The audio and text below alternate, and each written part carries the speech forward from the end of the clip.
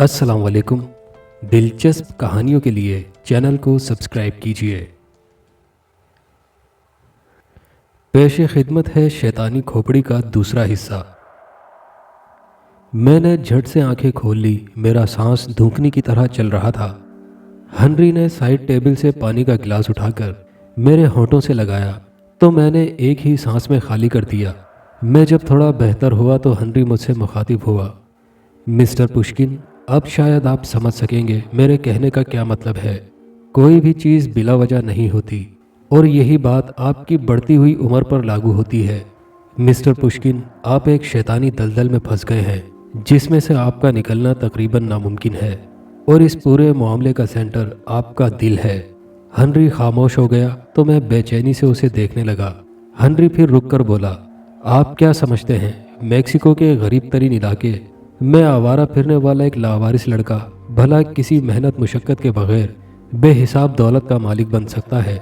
New York के महंगे तरीन इलाके में जहां घर लेने के लिए लोग ख्वाब देखते हैं वहां आकर रहने लगे। दुनिया की हर आसाइश उसके कदमों में हो और कभी ना ख़त्म होने वाली रकम उसके पास हो, वो भी बिना किसी कीमत के। मिस्टर पुष्किन, कभी सोचा है कि ये कैसे मुमकिन है? लोगों की ज़िंदगियां ख़त्म हो जाती हैं मेहनत करके जब वो कुछ हासिल कर पाते हैं, मगर आपको तो ये सब फ्री में मिला है। ठीक, माफ़ कीजिएगा, बज़ाहिर फ्री में मिला है। हनरी की बात पर मुझे बिच्छू का डंक लगा। मेरा माजी तो किसी को भी मालूम न था। फिर हनरी, मेरे मुंह में अल्फाज नहीं थे कुछ कहने के लिए। मैंने शर्मिंदगी से आंखें बंद कर ली और यूं जाहिर किया कि मैं तकलीफ में हूं। मिस्टर पुष्किन, आंखें खोलिए और हकीकत का सामना कीजिए। रेत में गर्दन दबा लेने से तूफान नहीं टलता। हनरी की आवाज़ आई तो मैंने धीरे धीरे आंखें खोल ली। हनरी फिर बोलना शुरू हुआ, मिस्टर पुष्किन, ये एक शैतानी खेल है, कभी ना ख़त्म होने वाला। ये दौलत आपको मुफ्त में नहीं मिली, बल्कि अब आप इसकी कीमत चुका रहे हैं अपनी जवानी और दिल की सूरत में। वक्त गुजरने के साथ साथ आपका दिल कमज़ोर होता जाएगा और उम्र बढ़ती जाएगी। और ये खेल रचाया है इस शैतानी खोपड़ी ने जो आपके पास है। मैं हैरत के समंदर में गोते खा रहा था। हनरी को तो सब मालूम था, मगर कैसे? हनरी ने अपनी बात जारी रखी, ये शैतानी खोपड़ी अपना शिकार खुद चुनती है और सिर्फ उसी के सामने जाहिर होकर उसको नजर आती है। फिर एक बार जो उसकी गिरफ्त में आ जाए उसका पीछा कभी नहीं छूटता। उसे मौत भी नहीं आती उस वक्त तक जब तक ये अपना नया शिकार ढूंढकर उसकी मर्जी से उसे अपनी गिरफ्त में न ले ले। और फिर ये खेल नए शिकार के आने तक जारी रहता है और नए सिरे से शुरू हो जाता है। हनरी की बात सुनकर मैं सुन हो गया। काटो तो जैसे लहू नहीं। मैंने तो कभी सोचा ही नहीं था कि वाकई हर चीज़ की कीमत होती है। तो फिर मुझे इतनी दौलत इतनी आसानी से कैसे मिल गई? मैं दौलत के नशे में धुत अय्याशियों में मगन रहा। इस दलदल में कैसे धंसता चला गया इसका एहसास ही नहीं हुआ। फिर मैं सोच के समंदर से बाहर निकल आया और हनरी से बोला, मिस्टर हनरी, अब क्या होगा?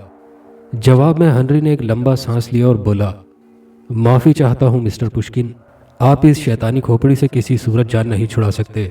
जब तक इसे अपना चुना हुआ नया शिकार ना मिले यह आपको मरने भी नहीं देगी, क्योंकि आपकी दिल की धड़कन इसे जिंदा रखे हुए है। चाहे बढ़ते बढ़ते आपकी उम्र 200 साल ही क्यों ना हो जाए और आप बिल्कुल मोहताज क्यों ना हो जाएं, यह आपकी जान नहीं छोड़ेगी।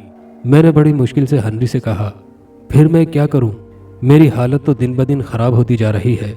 क्या ऐसा नहीं हो सकता मिस्टर हनरी कि आप इस शैतानी खोपड़ी को अपनी ताकत से ख़त्म कर दें?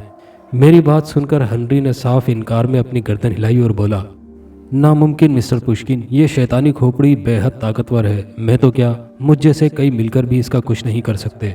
हनरी की बात सुनकर मेरे अंदर मायूसी की लहर सरायत कर गई।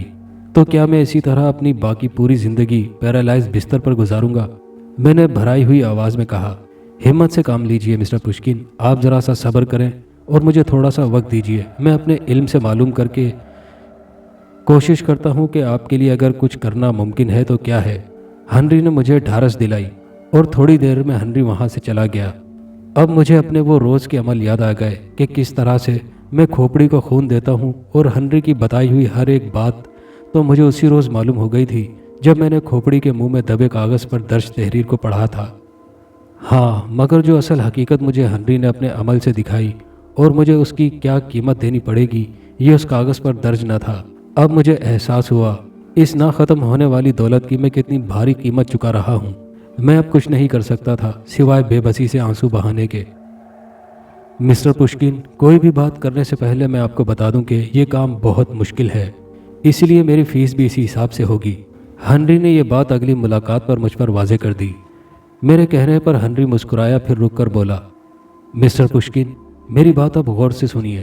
یہ بات تو طے ہے کہ اس شیطانی کھوپڑی سے آپ کی جان اس وقت ہی چھوٹے گی جب اسے اپنا نیا شکار مل جائے، اور میں یہ بھی نہیں کہہ سکتا کہ اس کے بعد آپ کا کیا ہوگا۔ ہاں، البتہ اگر آپ اپنی عمر روکنا چاہیں تو آپ اس سلسلے کو اسی مرحلے تک روک سکتے ہیں۔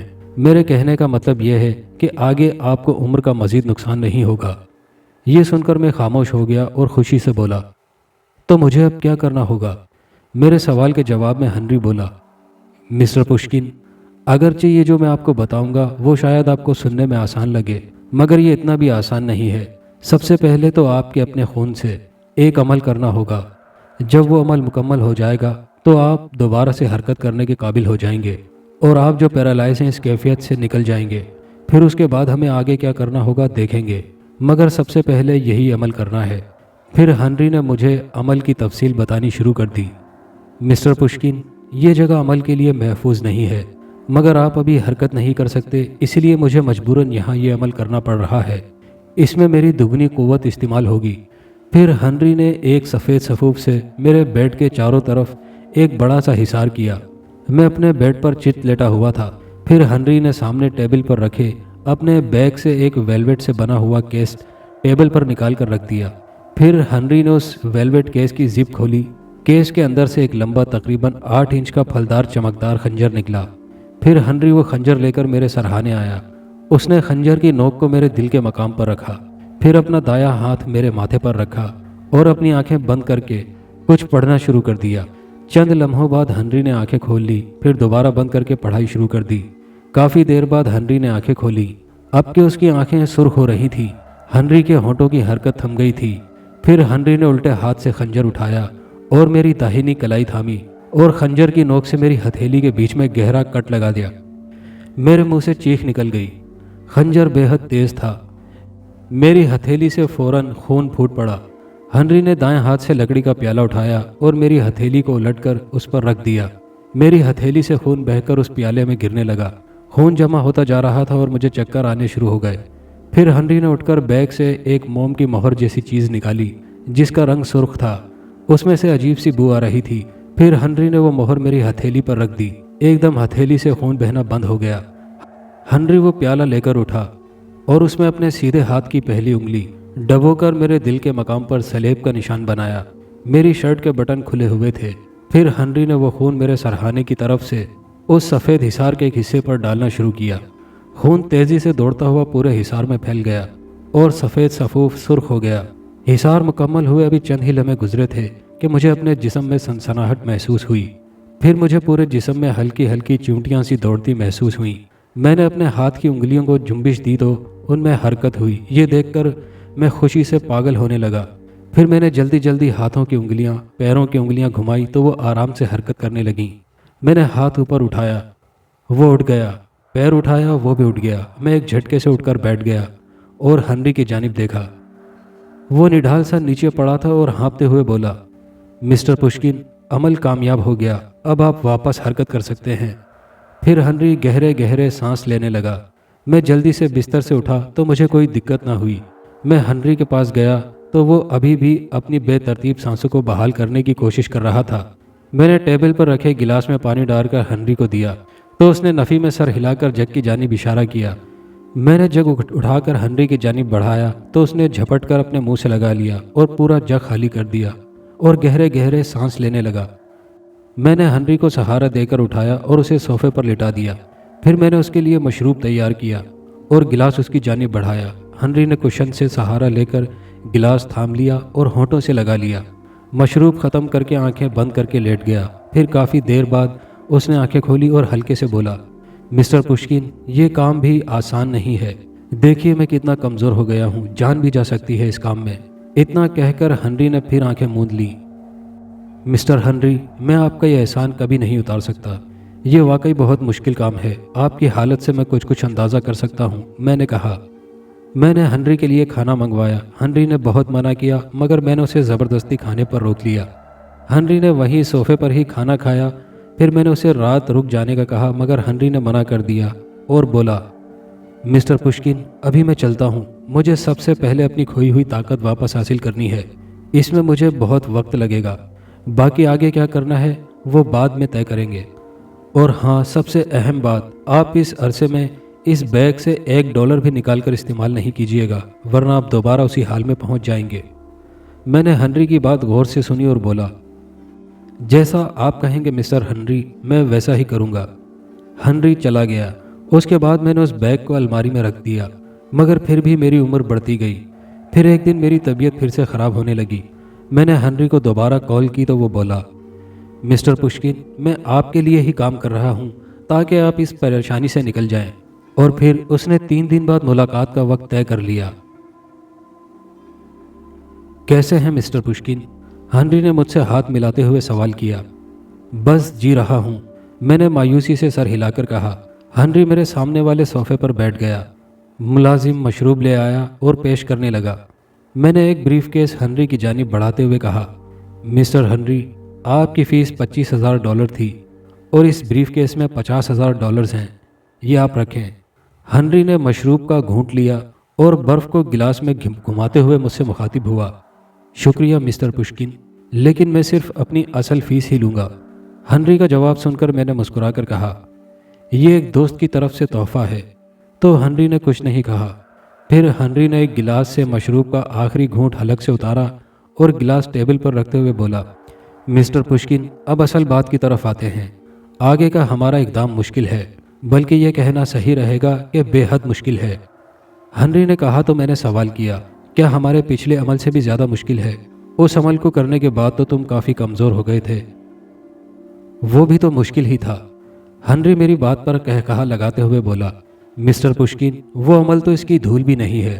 اب جو عمل ہم کرنے جا رہے ہیں وہ ایک جان لیوا عمل ہے، خون تھکوا دیتا ہے یہ کرنے والے کو، اور اس عمل کے لیے سب سے اہم اور لازمی چیز جو ہے وہ یہ ہے کہ زندہ جیتا جاگتا بچہ، وہ بھی لڑکا، جس کی عمر 4 ماہ سے زیادہ نہ ہو۔ ہنری کی بات پر میں چونک کر اس کی طرف دیکھنے لگا۔ پھر میں نے سوال کیا، بچہ؟ ہم بچے کا کیا کریں گے؟ تو ہنری نے میری طرف دیکھتے ہوئے سپاٹ لہجے میں کہا، اس بچے کے خون پر عمل کریں گے اور کیا۔ میں نے خوف سے جھرجھری لی اور کانپتے ہوئے اپنا اندیشہ ظاہر کیا، تو اس کے لیے اس بچے کو مارنا ہوگا کیا؟ میں نے امید بھری نگاہ سے ہنری کی طرف دیکھا کہ میرا اندیشہ وہ غلط ثابت کر کے نہ میں جواب دے گا، مگر جواب اس کے برعکس تھا۔ ظاہر ہے مسٹر پشکن، ہمیں اس بچے کو مار کر اس کے خون پر عمل کرنا ہوگا، ہنری نے لاپرواہی سے کہا۔ اس لمحے میں مجھے ہنری سے نفرت سی محسوس ہوئی اور مجھے اس سے خوف بھی محسوس ہوا، مگر میرے پاس کوئی دوسرا راستہ نہ تھا جو میری مدد کرتا۔ ہنری تو مسیحا بن کر آیا تھا، ورنہ میں تو اپنی ساری زندگی بستر پر گزارتا۔ اور دوسری بات یہ کہ ہنری یہ سب کس کے لیے کر رہا تھا؟ میرے لیے۔ نہیں مسٹر ہنری، میں یہ نہیں کر سکتا، ایک ننھے معصوم کی جان لینے کا تو میں تصور بھی نہیں کر سکتا، میں نے بے بسی سے کہا۔ تو پھر میں معذرت چاہوں گا مسٹر پشکن، میں آپ کی کوئی مدد نہیں کر سکوں گا۔ یہ بات میں آپ سے بہت مرتبہ کر چکا ہوں کہ ہر چیز کی کوئی نہ کوئی قیمت ہوتی ہے، اور اپنی آسانی کے لیے آپ کو یہ قیمت چکانا پڑے گی۔ آپ کو بچانے کے لیے صرف اور صرف یہی ایک عمل ہے جو میں نے بہت مختلف عمل کرنے کے بعد، محنت سے معلومات حاصل کرنے کے بعد تلاش کیا ہے۔ ہنری نے 2 ٹوک الفاظ میں کہا، مگر مسٹر ہنری، آپ خود کو میری جگہ رکھ کر سوچیں اور خود بتائیں کہ کس طرح کا دل ہوگا جو کسی ننھے معصوم بچے کو مار کر اس کے خون پر عمل کرے گا۔ بھلا یہ کیوں کر ممکن ہے؟ میں نے کہا، مسٹر پشکن آپ کی بات اپنی جگہ درست ہے، مگر زندگی میں بہت سی ایسی چیزیں ہوتی ہیں جو انسان کو اپنی مرضی کے خلاف کرنی پڑتی ہیں۔ ہمارے پاس کوئی دوسرا آپشن ہے ہی نہیں۔ اس بچے کے خون پر عمل کر کے، اس شیطانی کھوپڑی کو بھینٹ دے کر، اس بچے کے دل پر عمل کر کے، اس بچے کی عمر کے بدلے تمہاری بڑھتی عمر کو چھوٹ ملے گی۔ دوسری صورت میں آپ اس طرح اپنی عمر گنواتے رہیں گے۔ آپ اچھی طرح سوچ لیں، فیصلہ آپ پر منحصر ہے۔ ہنری نے کہا تو اس کی بات سن کر میں سوچ میں پڑ گیا۔ ہنری دوبارہ بولا، ایک بات اور مسٹر پشکن، سوچنے کے لیے آپ کے پاس زیادہ وقت نہیں ہے۔ آنے والی جمعرات کو پورا چاند ہوگا اور یہ عمل ریڈ مون میں ہی ہو سکتا ہے۔ اگر یہ ریڈ مون نکل گیا तो अगले रेड मून का इंतज़ार करना होगा। वो कब आएगा ये अभी नहीं पता। वैसे भी काफ़ी बड़ी मुश्किल में आ चुके हैं। ये मुश्किल अमल भी आपकी सिर्फ बढ़ती उम्र रोक सकेगा। बस आपको जल्दी फैसला करना होगा, ज़्यादा वक्त नहीं है आपके पास, हेनरी बोला। मखमली कपड़े में लिपटा वो नन्हा सा वजूद, जिसकी गर्मी अभी तक मुझे अपने हाथों में महसूस होती है, मेरे सीने से चिपका हुआ था। उसकी नीली आंखें मेरे चेहरे पर ही टिकी हुई थी। उसके सुर्ख होंठों पर कुदरती मुस्कुराहट थी। मुझे नहीं मालूम कि वो किसका लख्ते जिगर था। मैंने उसे डॉलर्स के एवज हासिल किया था। मैंने उसे एक हाथ में थामकर सीने से लगाया हुआ था और दूसरे हाथ में वो मनहूस बैग पकड़ा हुआ था। मेरी मंजिल हेनरी का ऑफिस था। मैं हेनरी के बताए वक्त से पहले पहुंचना चाह रहा था, क्योंकि आज पूरा चांद था। हेनरी के पास मैं पहुंचा तो वो अपने ऑफिस में बैठा सिगार पी रहा था। सूरज ढले काफ़ी देर हो चुकी थी। मैंने हेनरी को बच्चा दिखाया तो उसने अस्बात में गर्दन हिला दी। फिर हेनरी ने ऑफिस के दरवाजे पर क्लोज्ड का बोर्ड लगा दिया और दरवाज़ा लॉक कर दिया। फिर हेनरी ने मुझे अपने पीछे आने का इशारा किया तो मैं उसके साथ चला आया। हेनरी और मैं ऑफिस के पिछले हिस्से से घूम कर आए। वहाँ भी एक दरवाज़ा था। ओह, मैं तो अपना सामान गाड़ी में ही भूल आया हूँ। मिस्टर पुष्किन, आप ये चाबी लीजिए और लॉक खोलकर अंदर चलिए। मैं गाड़ी में से अपना सामान लेकर आता हूँ। हेनरी ने चाबी मेरी जानिब बढ़ाते हुए कहा। मैंने चाबी ले ली और हेनरी तेज़ी से वहाँ से चला गया। मैंने बैग नीचे रखा और लॉक खोला और बैग उठाए बच्चे को थामे अंदर चला गया। फिर मैंने दोबारा बैग ज़मीन पर रखा और लॉक से चाबी निकालकर अपने कोट की जेब में रख ली और हेनरी का इंतज़ार करने लगा। थोड़ी ही देर में हेनरी भी आ गया। उसके हाथ में एक बैग था। हेनरी ने आगे बढ़कर ज़मीन पर बिछाया कालीन मोड़ा तो उसके नीचे एक दरवाज़ा निकल आया। हेनरी ने ज़मीन पर बने दरवाजे को ऊपर उठाया तो वहाँ नीचे जाती सीढ़ियाँ नजर आईं। वहाँ बेसमेंट था जिससे हल्की हल्की रोशनी आ रही थी। हेनरी ने मुझे नीचे जाने का कहा तो मैं झिझकता हुआ बच्चे को लेकर नीचे जाती सीढ़ियाँ उतरने लगा। मध्यम रोशनी थी जो कि बहुत पुरस्कार मालूम हो रही थी। हेनरी ने मेरे पीछे उतरकर वो दरवाज़ा वापस बंद कर लिया। नीचे एक बहुत बड़ा हॉल था जो कि हेनरी के पूरे ऑफिस के नीचे था। वहाँ सुर्खी माइल पीली रोशनी जगह जगह लगी हुई थी। हॉल का फर्श बेहद चमकीला सिया रंग का था, जिस पर बेहद बड़ा दायरा बना, जिसके बीच में 6 कोनों वाला स्टार बना हुआ था और उस स्टार के मुख्तलिफ आदाद बने हुए थे। सर्कल के बाएं जानिब एक सियाह चबूतरा बना हुआ था जिस पर पहले से जमा हुआ खून सियाह पड़ चुका था। मिस्टर पुष्किन, बच्चे को इस चबूतरे पर लिटा दीजिए। हेनरी ने चबूतरे की जानिब इशारा करके कहा तो मेरा दिल धक धक करने लगा। मिस्टर पुष्किन, अब आप इस शैतानी खोपड़ी को सर्कल में बने स्टार के बीच में रख दें। हेनरी ने कहा तो मैंने बैग में से वो शैतानी खोपड़ी निकाली और इसे स्टार के बीच में रख दिया। मिस्टर पुष्किन, मेरे बैग में 7 प्याले रखे हुए हैं, वो निकाल कर लाएं। हेनरी ने कहा तो मैंने उसका बैग खोला। उसमें काफ़ी सामान था और एक तरफ एक बड़ा प्याला था जिसके अंदर 6 छोटे छोटे प्याले रखे हुए थे। मैंने वो प्याले उठा लिए। बड़ा प्याला काफ़ी बड़ा था। मिस्टर पुष्किन, आप इन 6 प्यालों को स्टार के कोनों पर रख दें। हेनरी ने कहा तो मैंने ऐसा ही किया। मिस्टर पुष्किन, अब आप मेरे बैग से एक सुर्ख वेलवेट केस निकाल कर मुझे दीजिए। हेनरी ने कहा तो मैंने उसके बैग से सुर्ख वेलवेट केस निकालकर उसे दे दिया। हेनरी ने केस की जिप खोली तो उसमें सुनहरी दस्ते का एक बड़ा सा नोकीला खंजर रखा हुआ था, पिछले खंजर से भी ज़्यादा बड़ा और ख़तरनाक। हेनरी ने खंजर हाथ में लिया और अमल पढ़ना शुरू कर दिया। मैं हवनकों की तरह उसे देख रहा था। फिर काफ़ी देर बाद हेनरी ने आंखें खोली और इशारे से मेरा दायां हाथ मांगा। मैंने अपना हाथ उसकी जानिब बढ़ाया। हेनरी ने मेरे दाएं हथेली में कट लगाकर बोला, पहले प्याले से शुरू करो और घूमकर 7 चक्कर लगाओ और हम हर दफ़ा प्याले में खून को टपकाओ। मैंने ऐसा ही किया। स्टार के कोनों में रखे प्यालों में अपना खून टपकाने लगा। मैंने 7 चक्कर लगाए। हेनरी की हिदायत के मुताबिक उन 6 प्यालों में 7-7 दफ़ा खून टपकाया। फिर हेनरी ने मुझे उस स्टार के बीच में आने का कहा और फिर मुझे उस शैतानी खोपड़ी के साथ उस स्टार के बीच में लेटने का कहा, वो भी इस जाविये से कि मेरा बायां पैर उस शैतानी खोपड़ी के ऊपर आए। मैं स्टार के बीच में लेट गया और फिर मैंने हेनरी से पूछा, ठीक है?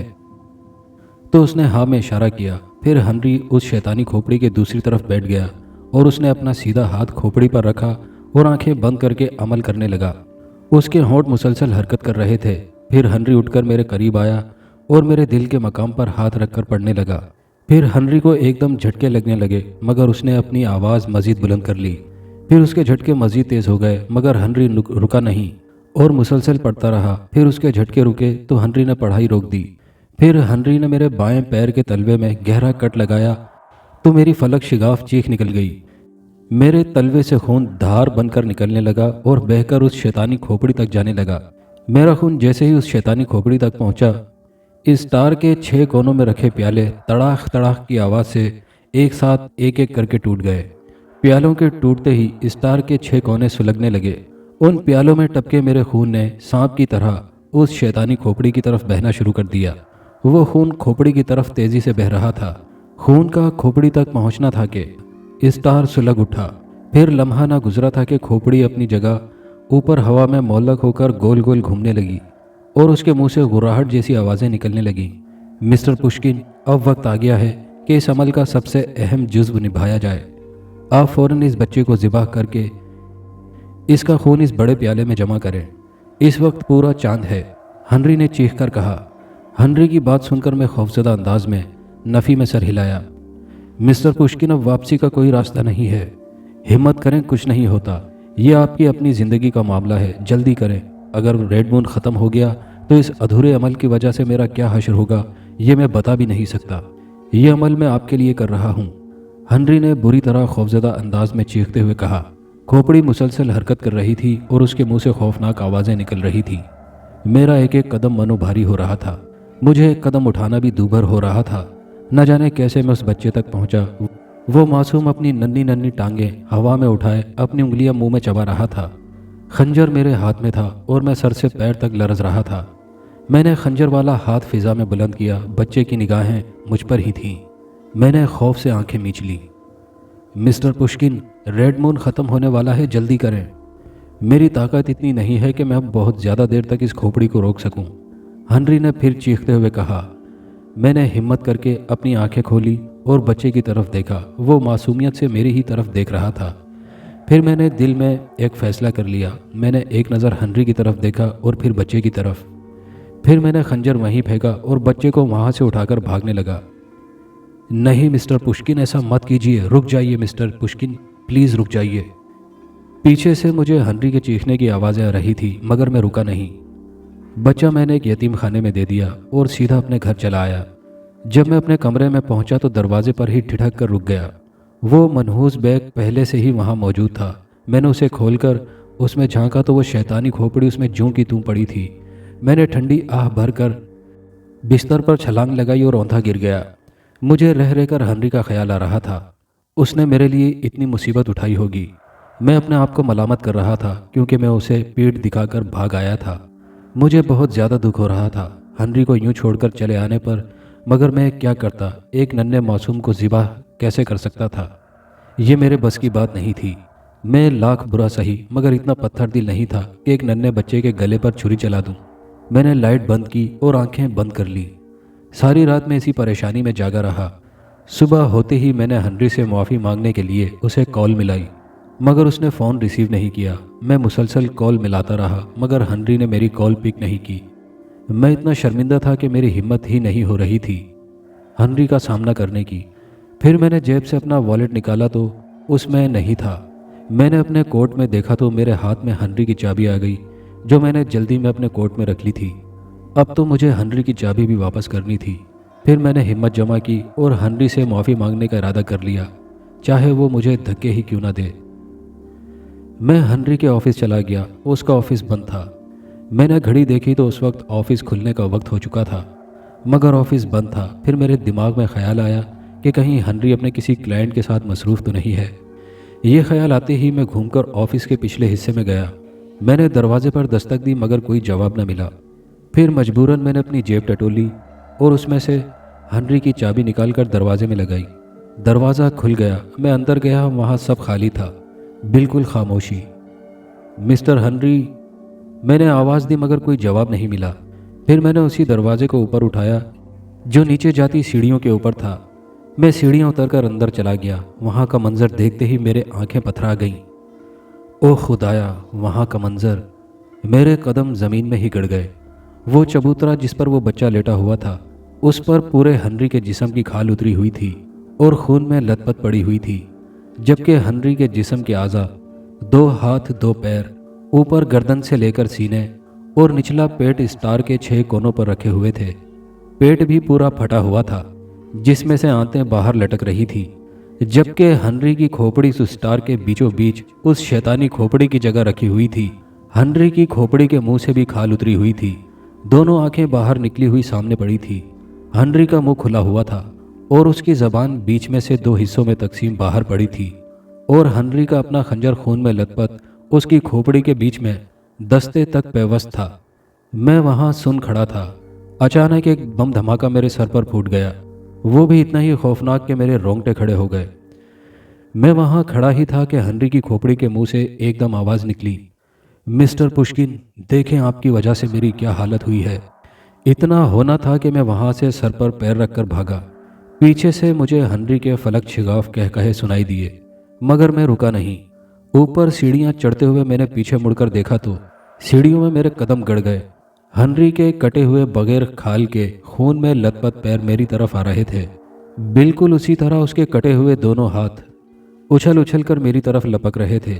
میں نے اپنے حواس جمع کیے اور اوپر سیڑھیاں چڑھ کر بیسمنٹ میں جانے والا دروازہ بند کیا اور باہر نکل کر دروازہ لاک کر دیا۔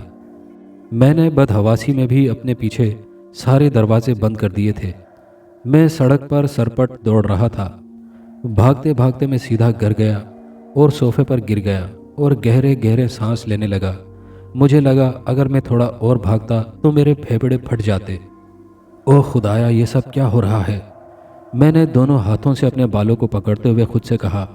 میرے کانوں میں آواز آئی تو میری ہی نظر دیوار پر نصب فل سائز اسکرین پر گئی۔ اسکرین پر خبر چل رہی تھی۔ میں نے ذہن کو جھٹکا اور نوکر سے ٹھنڈا پانی منگوایا۔ اپنے حواس درست کر کے میں سیدھا ہو کر بیٹھ گیا اور اپنا دھیان خبر کی طرف کرنے کی کوشش کرنے لگا۔ نوکر ٹھنڈا پانی لے کر آ گیا۔ میں نے ٹھنڈے پانی کا گلاس ہونٹوں سے لگایا اور ایک ہی سانس میں پینے لگا۔ ابھی گلاس میرے ہونٹوں سے لگا ہوا ہی تھا کہ اسکرین پر بریکنگ نیوز چلنے لگی۔ بریکنگ نیوز کسی بلڈنگ میں آگ لگنے کی تھی۔ آگ بہت خوفناک لگی تھی۔ 52 منزلہ عمارت پوری آگ میں گھری ہوئی تھی اور شعلے بھڑک رہے تھے اور وقفے وقفے سے عمارت میں جلنے سے دھماکے ہو رہے تھے۔ جب میں نے غور سے نیوز سنی تو میرے حلق سے نیچے اترتا پانی بیچ میں ہی اٹک گیا۔ یہ وہی بلڈنگ تھی جس کے گراؤنڈ فلور پر ہنری کا آفس تھا۔ وہاں سب کچھ جل کر راکھ ہو رہا تھا۔ اسکرین پر نیوز اینکر نے جائے وقوع سے نیوز رپورٹر کو آن ایئر کر لیا تو اس رپورٹر نے بتایا کہ عینی شاہدین سے بات کی ہے۔ ان کا کہنا ہے کہ اس بلڈنگ کے گراؤنڈ فلور پر مسٹر ہنری اسمتھ کا آفس تھا، جو جنتر منتر جھاڑ پھونک کے ماہر تھے۔ آگ اسی کے بیسمنٹ میں لگی تھی۔ پہلے اس نے مسٹر ہنری اسمتھ کے آفس کو جلایا، پھر دیکھتے ہی دیکھتے پوری بلڈنگ نے آگ پکڑ لی۔ آگ لگنے کی وجہ تو اس وقت معلوم ہوگی جب یہ آگ بجھے گی اور تحقیقات ہوں گی، مگر فی الحال تو سب پر ترجیح اس آگ کو بجھانے کی ہے، کیونکہ ماہرین کا خدشہ ہے کہ آگ اس لیول پر بھڑک رہی ہے کہ دوسری بلڈنگ کو بھی اپنی لپیٹ میں لے سکتی ہے۔ میں نے بے اختیار اپنا سر پکڑ لیا اور گلاس میرے ہاتھ سے چھوٹ کر زمین پر کرچی کرچی ہو گیا۔ خوف سے میرے پورے وجود میں سنسناہٹ ہو رہی تھی۔ میں سر پکڑے یہ سوچ رہا تھا کہ میں تھوڑی دیر پہلے تک اسی بیسمنٹ میں تھا۔ اگر میں وہاں سے نہیں نکلتا تو کیا حال ہوتا، کیونکہ مجھے موت نہیں آ سکتی تھی اس شیطانی کھوپڑی کے ہوتے، تو کیا میں زندہ جل کر ہی اس اذیت کو سہتا رہتا؟ یہ سوچ کر مجھے جھرجھری آنے لگی۔ میرا دماغ معاف ہوتا جا رہا تھا۔ میرے کانوں میں گھوں گھوں کی آوازیں آنے لگیں اور پھر میری آنکھوں کے آگے اندھیرا چھا گیا۔ میں اسپتال میں ہی تھا۔ میرا نروس بریک ڈاؤن ہو چکا تھا، مگر موت مجھے پھر بھی نہیں آئی، اور آتی بھی کیسے؟